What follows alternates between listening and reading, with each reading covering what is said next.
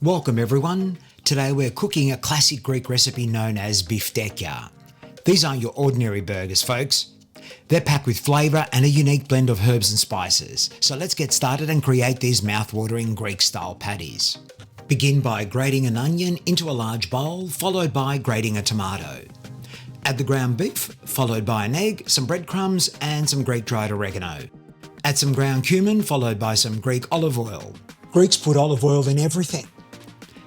Add the salt and pepper, and lastly, a few cloves of fresh grated garlic. Use your hands to mix well and get in there. Don't be afraid. Don't be afraid to use your hands. Cover and place in the fridge for a few hours.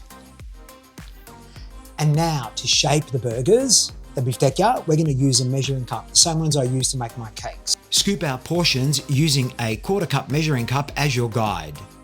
Give them a good mix using the palms of your hand and shape them into oval shapes. You don't have to be too specific here. Plate them and let's get ready to cook them.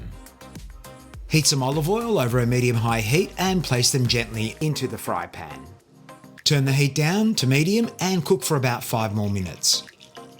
Turn them over and cook again for another 5 minutes.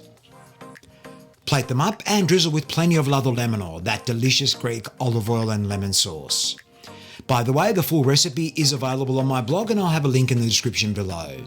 I can't help it, these are just so delicious. But can I highly recommend that you pair these with the ladolemono. I'll have a recipe up there, and you make a Greek lettuce salad. You can't get better than that.